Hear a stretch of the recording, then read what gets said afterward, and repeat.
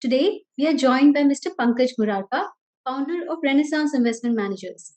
He has over 2 decades of experience in equity research and fund management across several reputed organizations. Hi, Pankaj. It's a pleasure to have you with us today. At the onset, let me wish you the best of health to you and your team, as well as during your family in these testing times. Thank you, Sheetal. Pleasure talking to you. So, as you're aware, the second wave has strengthened its grip across the country, and the markets are also feeling some of the heat of this development. So, what is your outlook on the markets? Well, Sheetal, we have been very positive on the markets right from last April, early stage of this bull market, and we continue to remain positive. Our view is on a slightly more broader perspective that we have started a new bull market as far as Indian equities and global equities are concerned post the crisis lows in last March. And I believe that we are still in early phases of that bull market. So this bull market has a significant road ahead. I understand and I take your point that the second wave of COVID is hitting India, and somehow, unfortunately, it's turned out to be very vicious in terms of the way it's really playing out, and the healthcare crisis that we are undergoing as a country is really concerning, and one feels very sad about the way things are playing out. But having said that, equity markets are a long-term discounting machines. We have to look at things from a slightly more medium-term to longer-term perspective. And experience tells us that all the major economies in the world, be it US and different parts of Europe, they've gone through a second wave, and this is nothing but part of the cycle for the evolution of the virus. In fact, some economies like Japan and Korea currently are undergoing the fourth wave. So the virus will evolve in its own cycle where it will go through multiple phases and cycles. And until we achieve herd immunity, we have to deal with it very effectively. In India, unfortunately, we didn't do a great job in terms of dealing with the crisis. But I think the market is looking beyond the crisis because market is thinking that the second wave is a temporary aberration, which should normalize over the next 4 weeks or so. And if one looks beyond that, then I think the outlook for market remains very positive. Okay. And so, what would be your advice to retail investors? What approach should they follow in this scenario?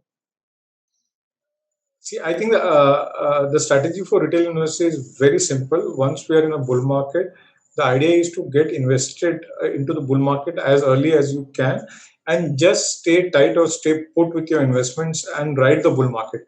Volatility will happen, markets will keep swinging on some news flow or the other, and there'll be volatility. But I think investors need to take a slightly more longer term view and just stay invested in the markets, and the returns from equity as an asset class during the course of a bull market can be significantly meaningful.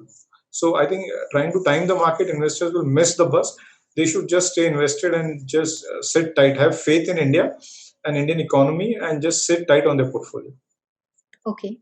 So, fourth quarter earnings are being announced, over the past few weeks, and there is a base effect which is into play, which is kind of boosting the growth numbers. But if you iron out those base effect impact, and if you just like understand the core businesses, then what are the trends, that you see on actual performance of companies, and do you expect any earnings upgrades, or like we've seen in recent past? Do you see that to continue? Yeah, absolutely, Sheetal. Actually, when we look at the earnings, the picture is very exciting, and which is what makes us feel so optimistic on the outlook for equity and this bull market. To put things in perspective, if you look at the last 10 years, between the last decade, between 2010 and 2020, the Nifty earnings doubled. So it took 10 years to double Nifty earnings broadly between 2010 and 2020. And within that last 5 years, we've had an earnings growth of something like about 7 or 8%, which was very low compared to the long-term averages. Now, our view, when we look at all the key companies and the Nifty companies, our view is over the next 5 years, from 2020 to 2025, we'll again double Nifty earnings. So what we achieved in last 10 years from a corporate India profit perspective, we'll achieve in the next 5 years. And clearly, as you highlighted, the trends that we are seeing. So one trend we clearly seeing is that very as economies open up, there is a very strong resurgence in both consumer demand, and which is what we saw in period between July to December last year as economies opened up gradually in India as well, and it's a global trend. And at the same time, we are seeing signs of corporate investment cycle picking up, which has been completely missing in India for the last 10 years. So combination of recovery in consumer demand, corporate investment cycle recovering, and government spends or government expenditure continuing makes a very potent combination for a very strong growth in the economy, which is what we think about India from a 2 to 3 years perspective. Right. So it would be fair to say that when it comes to your portfolio, you have a bias more towards the growth stocks and not so much into the value stocks. Absolutely. As investors, our DNA is we are growth bias investors. We're always chasing growth and we're chasing high growth because I firmly believe that equity is an instrument for wealth creation. It's a growth asset.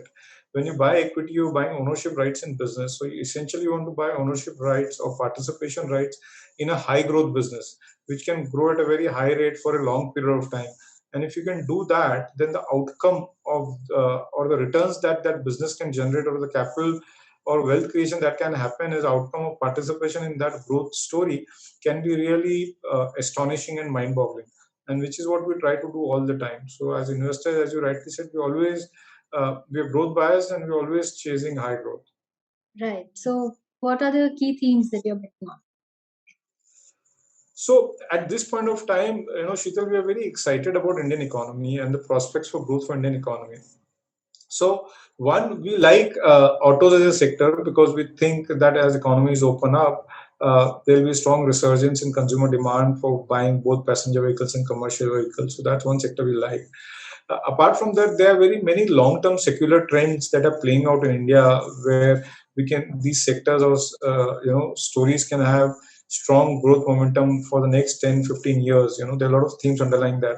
For example, we are very bullish on internet economy in India. We think internet economy is just taking shape, and India's internet growth is going to be explosive, and it will be there for a long period of time, maybe over the next 15, 20 years. So we are very bullish on all internet companies and the whole internet ecosystem. Likewise, we also within the pharma sector, we also bullish on contract research and manufacturing, or CRAMS as we call it, because we think that these companies are doing a phenomenal job in terms of doing research here in India for global pharma companies. So that's another segment which we think can keep growing at 15 to 20% for the next 10, 15 years. So all of these are part of our portfolios, and we're extremely bullish on all of them. Hmm. So, just as a follow-up question, within the IT sector, I know you like the internet economy companies, but there the business models are still evolving, and we are seeing different kinds of business model as more and more get listed, come out and talk about their businesses. How do you then choose then which company will be there for the long run, will survive and not just survive but even grow? Any guidance there? I think it's a very interesting question that you've asked. So you're right. The internet sector is prone to disruption, and a lot of companies are in the early stages of evolution. So the business models will evolve. So actually, that risk remains with these companies that their business models are evolving, and some of these companies can change course or change their strategy, and in some cases there could be some tweaking or a change in their business model as well. But I think we'll have to factor that risk in, where we'll have to build a superior understanding of business and take a call on the management team. And while that risk remains, but I still think that in spite of that risk, the growth opportunities in the sector are so significant that the returns will more than compensate for that Hmm. risk. But you're right, when you look at the sector globally, then this sector is significantly prone to disruptions and failures, because the failures in the internet world are very quick and very fast, because they don't have hard assets on the ground like traditional brick and mortar companies. So when these businesses get disrupted, that happens a very quick or a rapid pace. But I think we'll have to take that risk, but still move on and Hmm. invest into the sector. Hmm. Okay. Just staying with the the IT or the technology space, any views on the mid cap players, because each of them have kind of created niche for themselves. So any thoughts there? No, so you're right. We like some of the mid-cap companies, though we are very selective there. But a lot of these companies have created their own niche, and effectively, what we look for in companies within the mid-cap segment is whether they have a differentiated offering to their customers and have a differentiated business and a value proposition, and which will effectively help them to grow at a rate higher than the large-cap companies for a long period of time. So obviously, there are few companies around that, and we like those kind of companies which can deliver growth which is higher than the large cap companies, and that can happen only when, as I said, these companies have a differentiated value proposition for their clients. Hmm. You also talked about CRAMS, which is again a very nascent opportunity, and maybe it has a good potential for exponential growth. But what are the risks, when you look at these nascent categories as investor, as retail investor? What are the red flags, if I may call them that, that you should watch out for before entering into the space? Well, there could be some execution risk, but I beyond that I don't see significant risk. My view is that the CRAM sector in India is exactly at the point where the IT sector, IT services was in the mid 90s. Hmm. Where global companies they outsourced their IT work to India because the cost of engineers in India was 20% of that in the Western world, in US or Europe. And I think that something similar is playing out in the pharma space where the cost of a pharma research person or a PhD in biology or chemistry in India is one third of the cost of the same person in US and Europe. So it makes eminent sense for global pharma companies to outsource their research work to India. Some of these companies can slip at some point of time on their execution and their timelines. But beyond that, I don't see any significant risk in the business because the drivers of the business is so fundamentally solid that I think global companies have no choice but to outsource their research work to India because significant cost savings that they can achieve by doing that, and I think that cost arbitrage between between US and India will stay or remain for the next 20 years. So I Hmm. don't see a significant threat in any manner to their business model. Okay. Okay. The last question that I want to ask you is about the market as a whole. What are the risks, downside risks that you foresee, and how would you advise investors to, act on them if they play out? Sure, Sheetal. So equity is a risk asset class. We need to understand fundamentally that equity is a risk asset, and obviously there are multiple risks that plays out or are always embedded into equities. There could be risk around with companies or with the markets. Obviously, there are concerns around inflation popping up in US and going beyond 2%, and which effectively could lead to much higher interest rates in US. And if that be the case, then we can have a sell-off in risk assets globally, and India could be a part of that sell-off. Likewise, while now we have vaccines in place, but we need to understand and appreciate the fact that we still not completely go through this whole COVID crisis until the entire world achieves herd immunity. No one in any part of the world is safe because at the end of the day, we are living in a global village. And for the entire universe to achieve herd immunity or to get to 70% of vaccination, I think it's still about 24 months. I don't see that happening before end of 2023. So we could have intermittent, shocks coming from COVID crisis. So some of these risks remain, but yet I think India's equity story, India's economic story is extremely compelling and very exciting. And I also firmly believe that Indian economy is at one of the most exciting point in its whole growth evolution, where over the next 15 years, India should be the fastest growing economy in the world, and probably in 15 years' time, we should become the third largest economy in the world after the US and China, or maybe by then China would have overtaken US. So I think, given the compelling and exciting growth story that India has to offer, I think Indian equities makes a very compelling investment argument or an investment case. The only thing is, investors need to stay invested for a long period of time.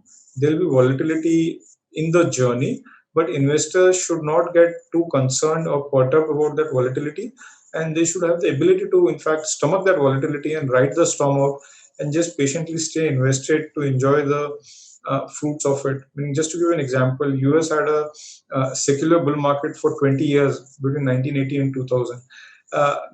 Meaning, I'm just saying that if India we can accelerate our growth, then there is no reason why we cannot have something similar where we have a 15-20 year long bull market in India.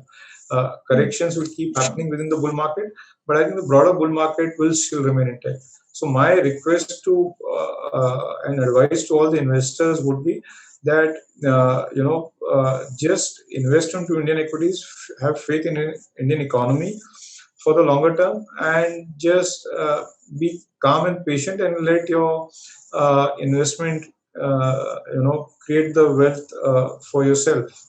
Thanks a lot, Mr. Pankaj, for sharing your insights with us. And stay tuned to IFL Markets for more updates. And don't forget to subscribe to the IFL Markets YouTube channel.